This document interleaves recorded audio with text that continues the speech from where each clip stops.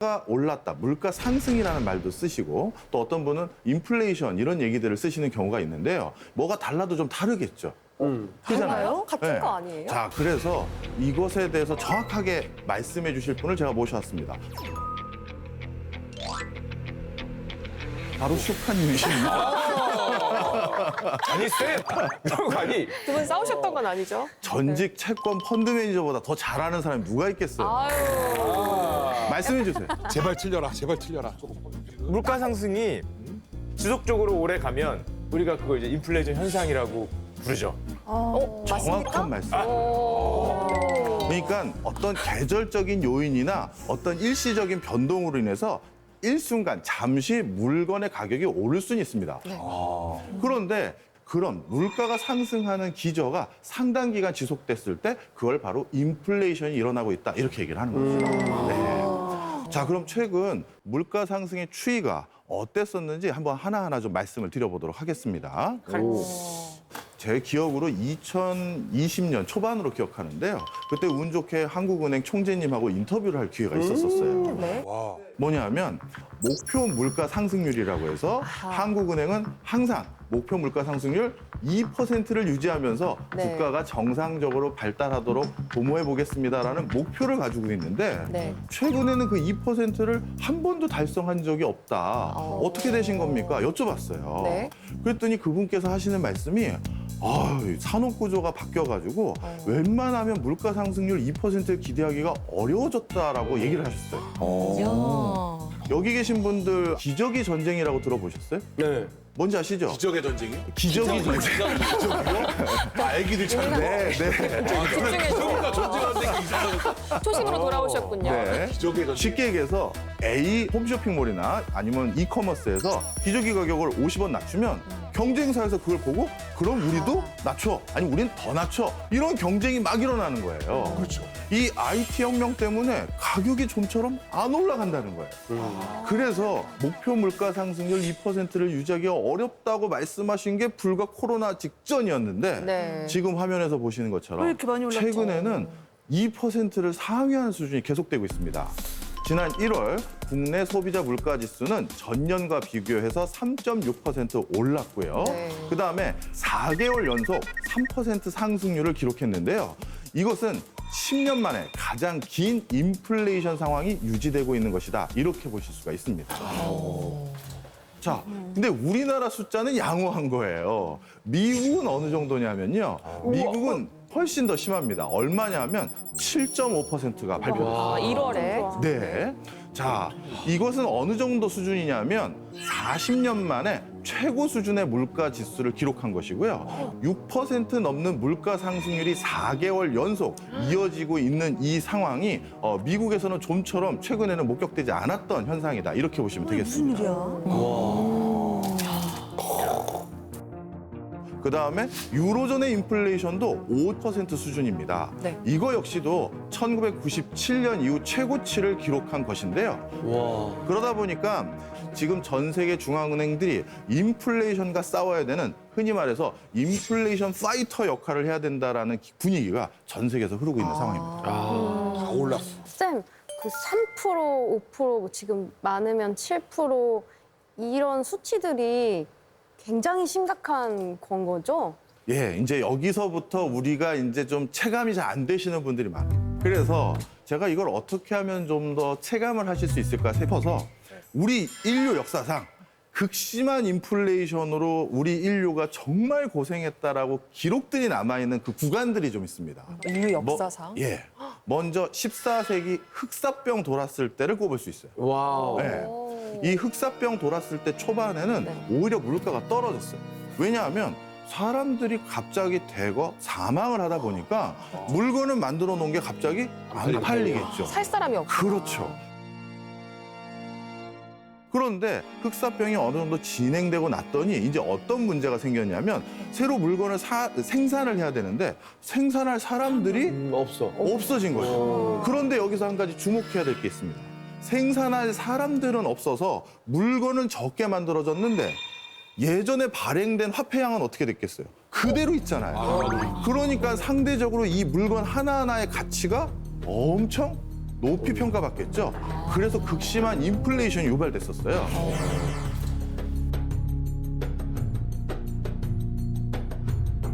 그 당시 그럼 인플레이션율은 얼마나 될까 하고 학자들이 추정을 해본 게 있는데 네. 얼마쯤 될 것 같습니다.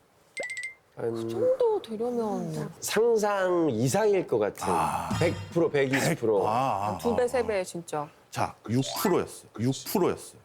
네? 물가 상승률이 6%였어요. 6%요? 예. 6%인데 그렇게 난리가 난 거예요? 그렇죠. 또 조금 더 지나가 보겠습니다.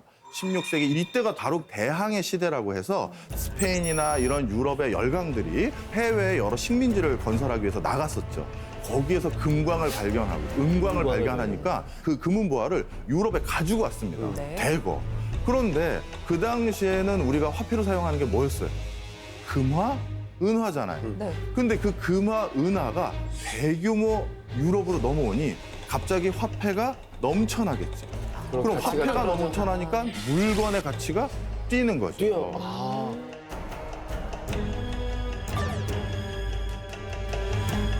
그래서 유럽 경제가 큰 어려움에 직면했었는데 그 당시 물가 상승률 몇 %일 것 같으세요?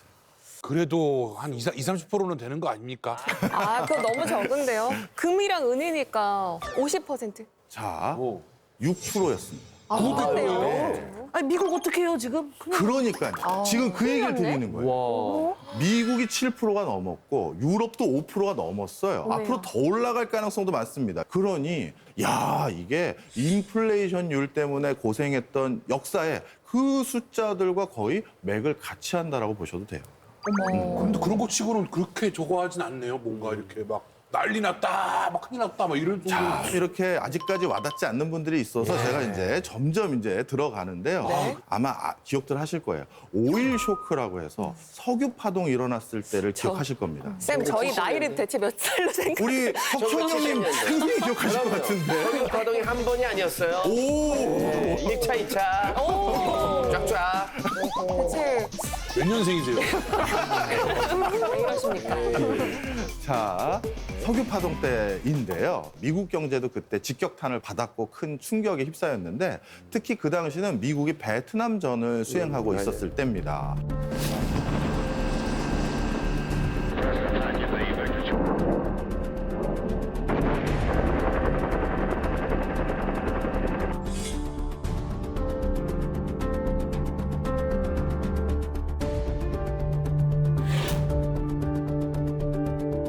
America's complete support of Zionism against the Arabs makes it extremely difficult for us to continue to supply the United States petroleum needs or even to maintain our friendship with the United States.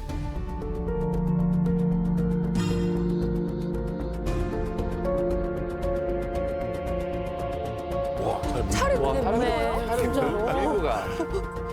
기름 아끼려고?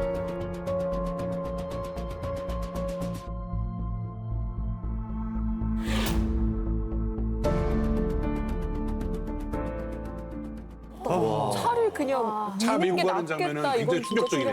충격적이죠. 아, 현실적이네. 그냥 신종 인력거네. 그냥 사람이 차를 막 모시고 가는 느낌이네요. 방금 화면에서 보신 것처럼 1970년대는 미국이 베트남전을 수행하는 데 필요한 여러 자금을 조달하기 위해서 돈을 많이 찍어냈어요. 쉽게 얘기해서. 그러다 보니까 인플레이션이 만성적인 시기였는데 거기다 기름을 부은 게 바로 오일 쇼크가 일어난 겁니다. 말 그대로 물건을 만드는 데 가장 핵심적인 원자재인 원유를 쉽게 얻을 수 없는 상황에 놓인 거죠. 그러다 보니까 또 물건 가격이 더 비싸질 수밖에 없는 거예요. 그러니 1973년 1차 오일 쇼크가 터졌을 때 그때 배럴당 3달러 정도가 유가였는데요. 네. 이게 단숨에 한 4배 정도 뛰었고요. 자, 그러다가 1979년 2차 오일 쇼크가 발생해서 유가를 계산한 걸 봤더니 39.5달러였어요. 그럼 아까 제가 1차 오일 쇼크 때 그 배럴당 얼마라고 말씀드렸죠? 3달러. 이게 39.5달러 쓰니까 10배 이상이 오른 거예요. 네. 끌고 다닐만 하네요. 손으로 밀만 하네. 자, 그래서 이 1차, 2차 오일 쇼크 기간 동안 결국 인플레이션율이 얼마를 기록했느냐? 13.3%를 기록했습니다. 두 자릿수.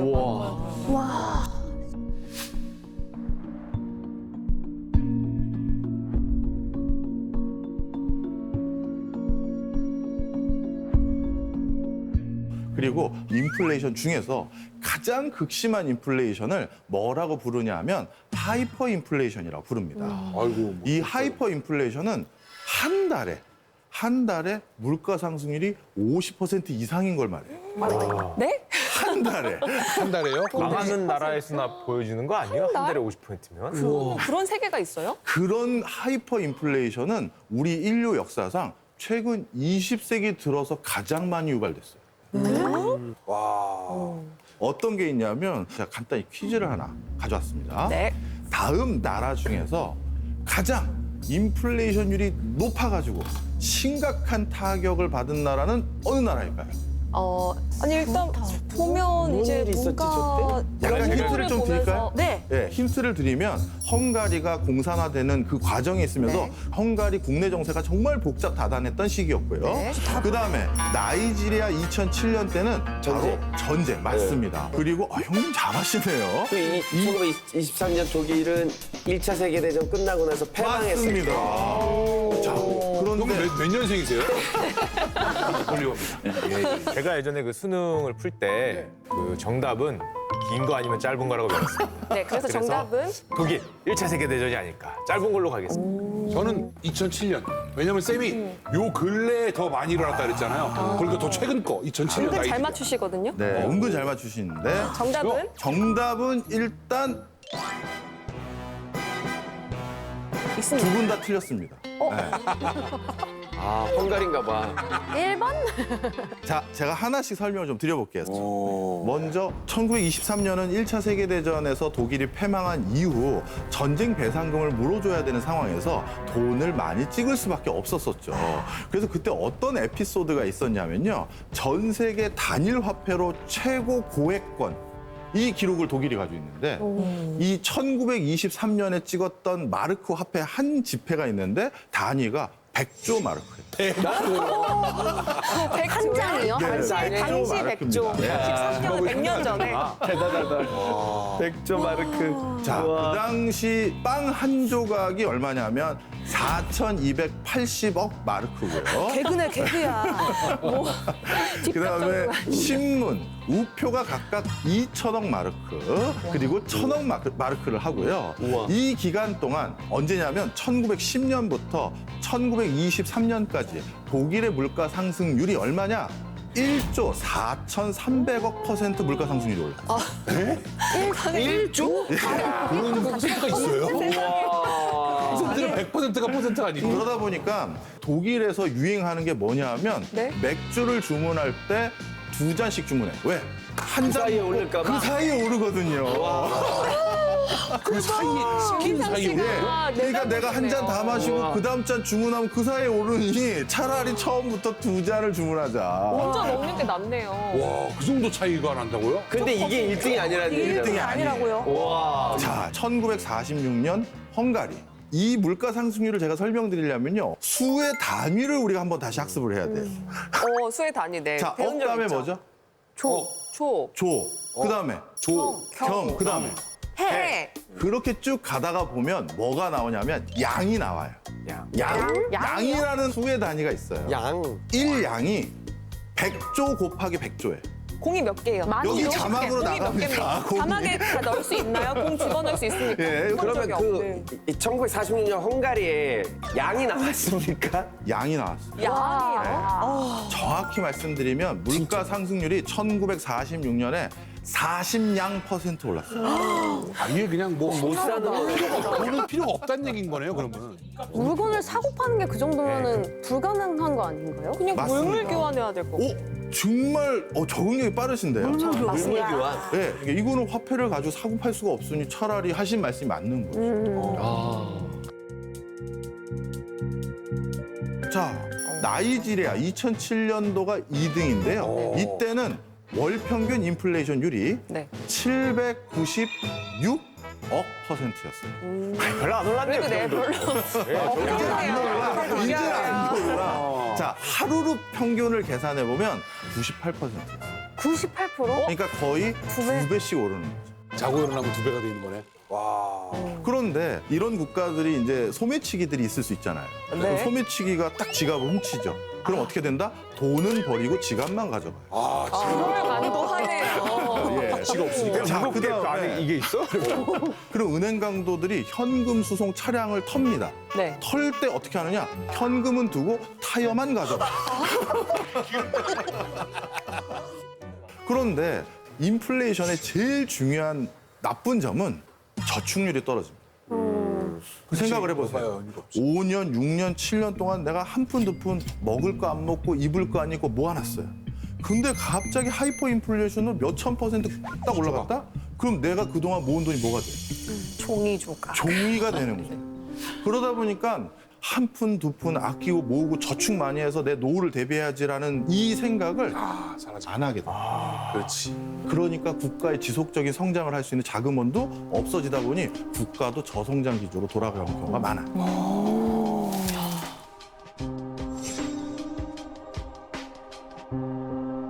Tantos niños muriéndose de hambre. Vaya para el Hospital Domingo Luciani para que usted vea la gente tirada en el suelo.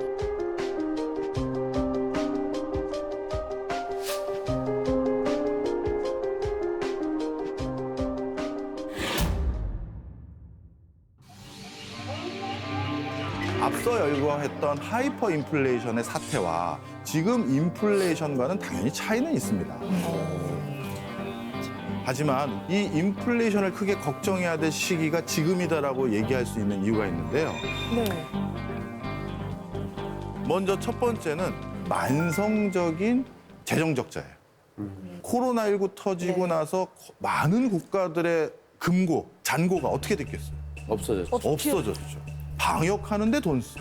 그리고 사회적 거리두기 하는 것으로 인해서 피해보신 분들에게도 당연히 보상도 해드려야 돼. 지원금. 그리고 그것 때문에 침체된 내수 경제를 부양하기 위해서 또 돈 써야 되고. 그런데 경제 활동을 원활하게 해야 세금 더 걷어서 그 돈을 쓰는데 세금 나올 데가 없잖아요. 그러니 최근 많은 국가들이 달콤한 유혹에 또 네. 현혹되기가 쉽겠죠. 뭘 한다? 돈을 찍어내서 급한 불을 좀 끄자. 네, 그게 하나 있고 두 번째는 바로 전쟁입니다.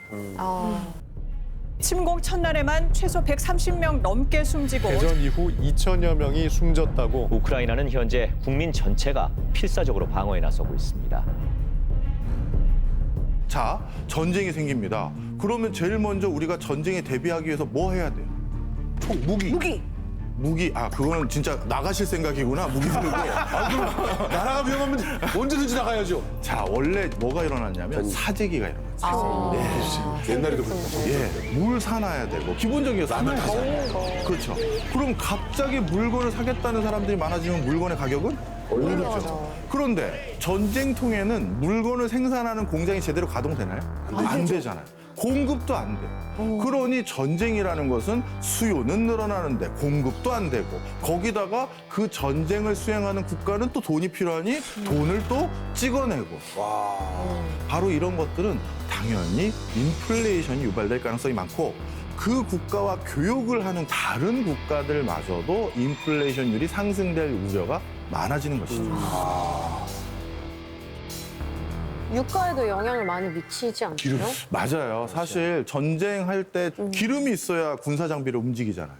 그리고 상대방이 기름을 원활하게 확보하는 걸 차단하거나. 이게 제일 중요하다 보니 지난달이죠. 우크라이나 사태가 뭔가 심상치 않다라고 하니까 국제 유가가 $100를 넘어간 적이 있어요. 네.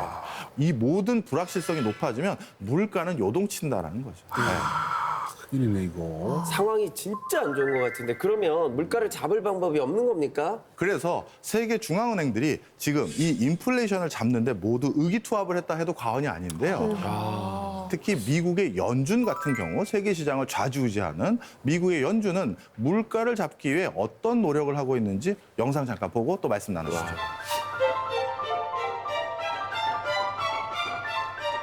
We know that high inflation takes a toll on families, especially those less able to meet the higher costs of essentials, like food, housing, and transportation. So, and I think that leads you to, and I've said this, being willing to move sooner than we did in the last time, and also perhaps faster.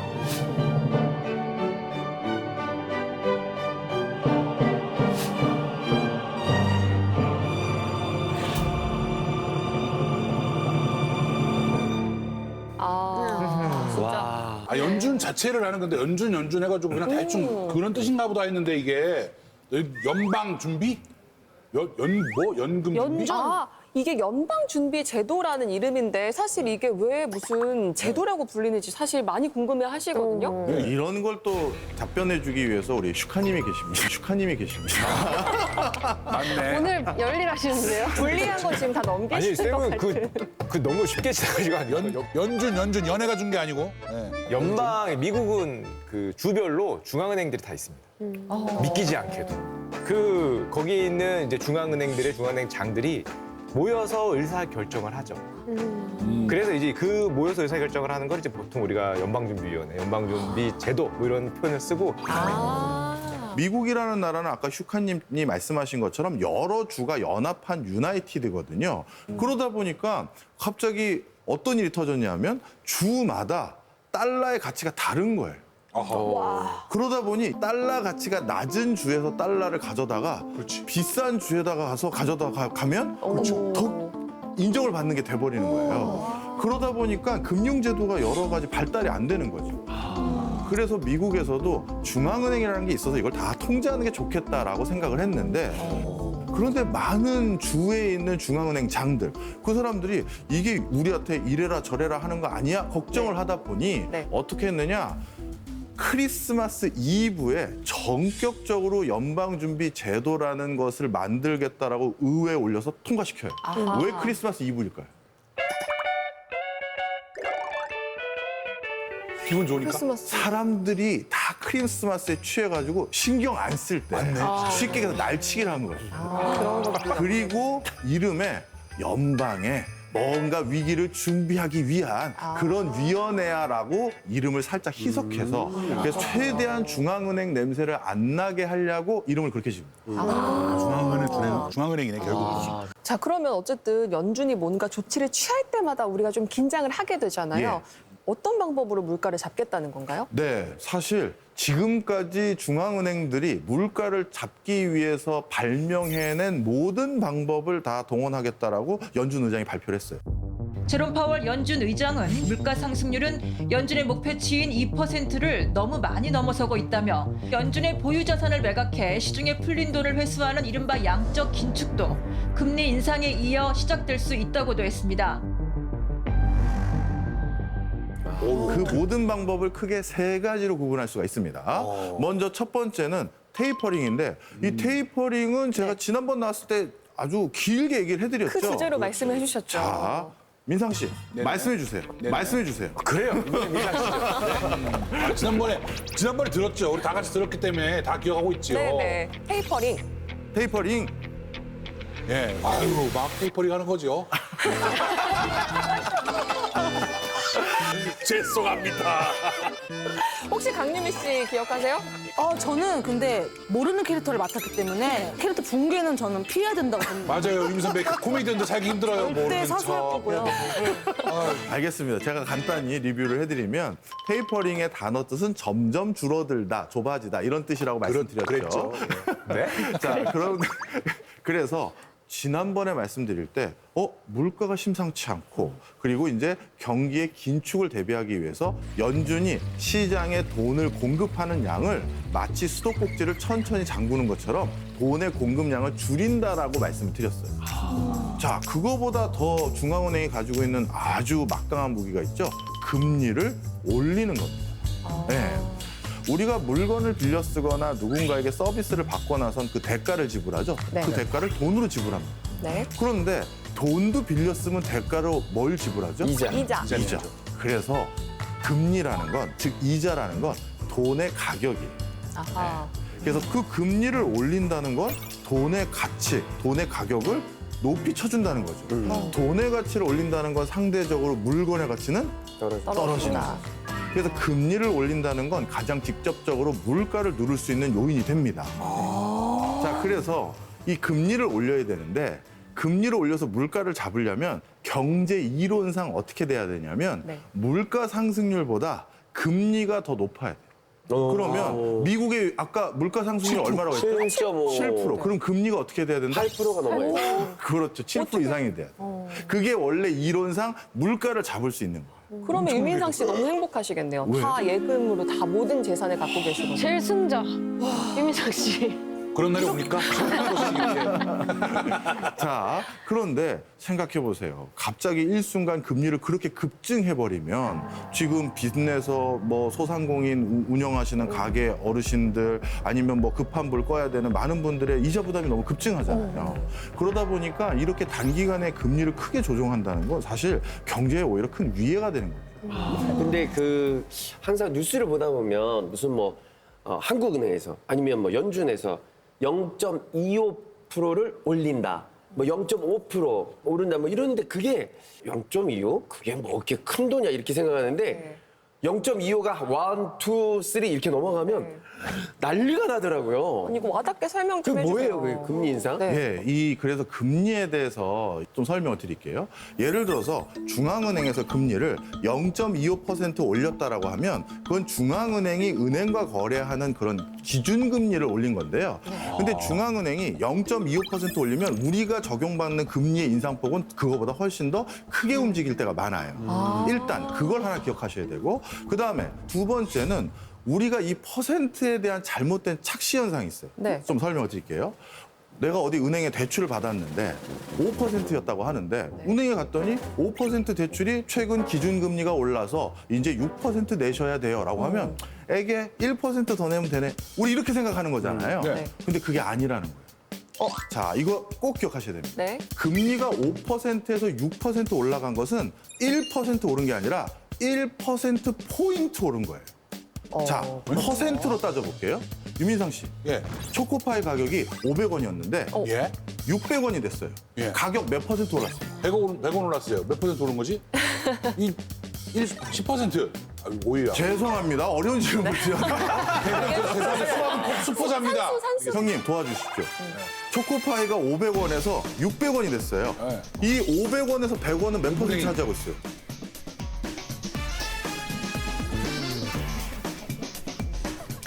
20%잖아요. 20%. 자, 5%였던 이자율이 6%가 됐어요. 이자율 몇 퍼센트 올랐다? 20% 오른 거예요.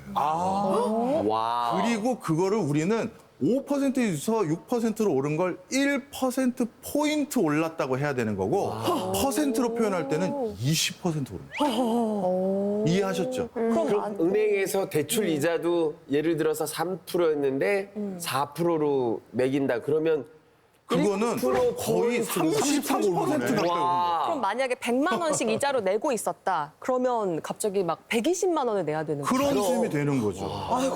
오. 예금이자 20% 올랐대요. 그러면 저도 20만 원씩 오르는 거예요, 그러면? 예금 이자가?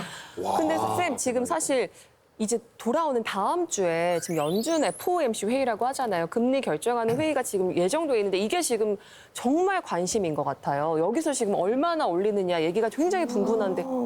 이게 동네 학자가 연준의 대학자들을 평한다는 게 저도 좀 부담은 됩니다만 우리 많은 시청자들에게 이해를 좀 도모해드리기 위해서 좀 비유적으로 설명을 드리겠습니다. 예를 들어서 제가 연준 의장이에요. 여기 계신 분들에게 사실 저는 알았어. 2021년에도 물가 쉽게 못 잡고 2022년 갈 때는 물가 더 심상치 않을 거를 진작부터 알고 있었어요. 의장으로서. 그런데 여러분들께 작년 초에 여러분 솔직히 계산해봤더니 앞으로 물가 심상치 않습니다. 그런 진들 아세요라고 연준 의장이 딱 얘기한다. 그럼 여러분들 어떻게 하실 거예요? 물러나라.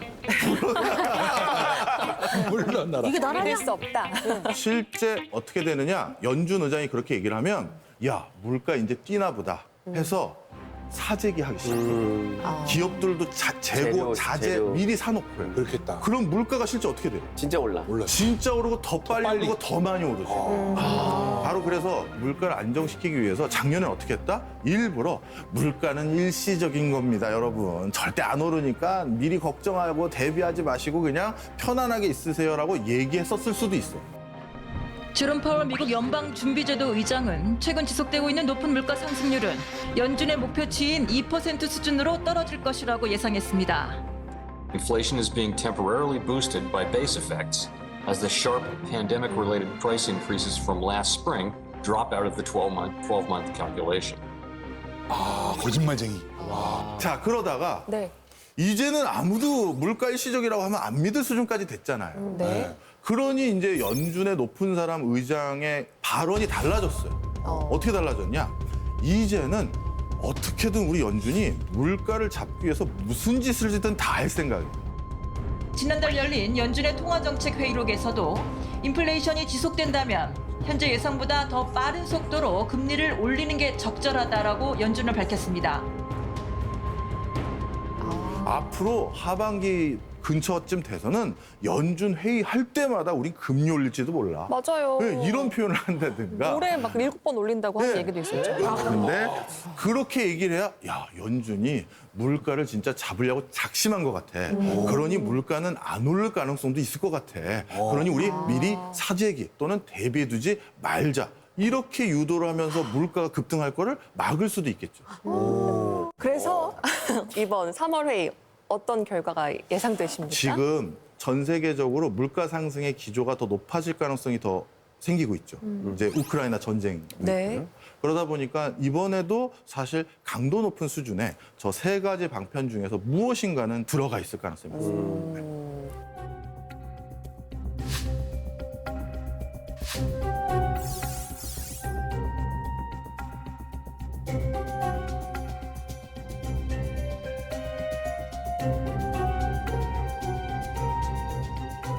그럼 선생님, 저희가 금리 인상까지 저희가 설명을 들었는데 양적 긴축이라는 의미가 뭔지를 잘 모르겠어요. 그래서 마지막 이 양적 긴축은 뭐냐면 예, 어디 멀리 지금 가 계신 것 같아요, 의식 씨.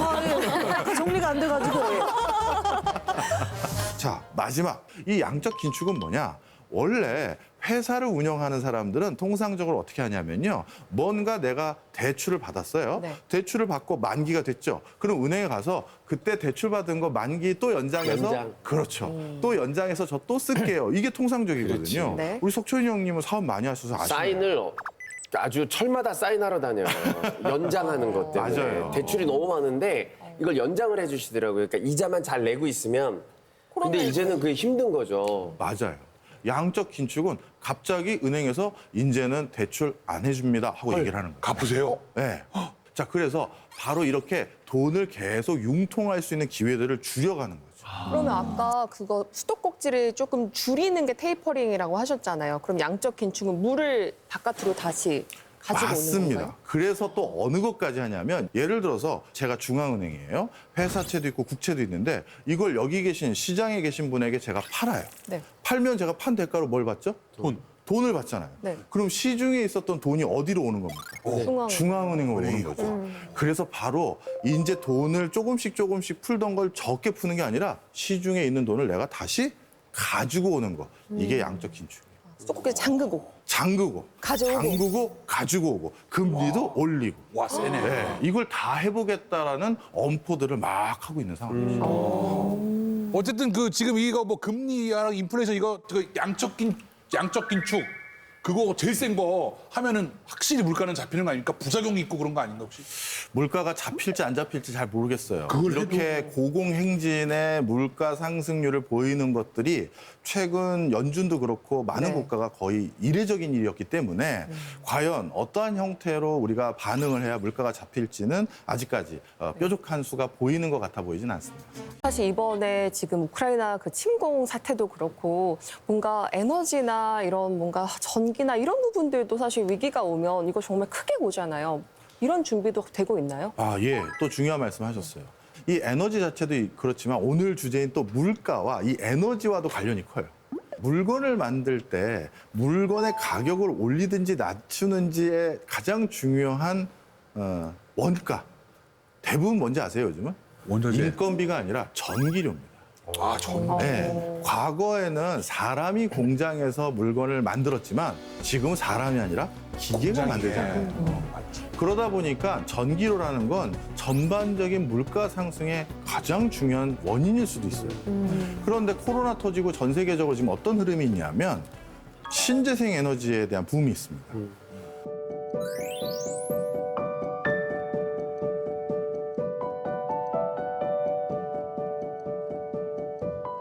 그러니까 우리 인류는 지난 100년 동안 어떻게 하면 화석 연료를 더 싸게 조달해서 더 싸게 화석연료를 기반으로 전기를 공급할 수 있을까? 그걸 바탕으로 산업 생태계와 에너지 생태계를 만들어 왔거든요. 그런데 이것에 대해서 어느 순간 일순간 서서히 단절하고 이제 신재생 에너지로 돌아선다고 하면 갑자기 에너지 수급 체계, 즉 전기를 밝히는 데 들어가는 비용이 높아질 수가 있겠죠.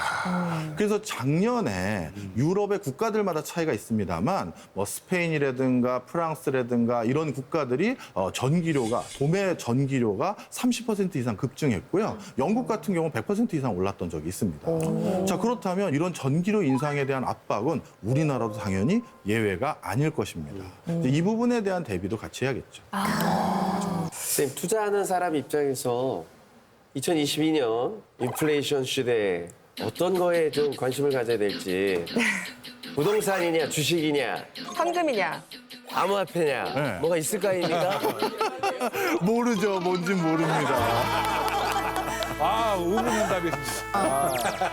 지금 오늘 이 순간 우리 쌤과 함께 통해서 인플레이션으로 유발되는 여러 문제들 앞으로 어떤 일이 전개될지를 확인했잖아요. 그렇다면 예상된 인플레이션은 아무도 문제시 생각하지 않아요. 왜? 모두 대비하거든요.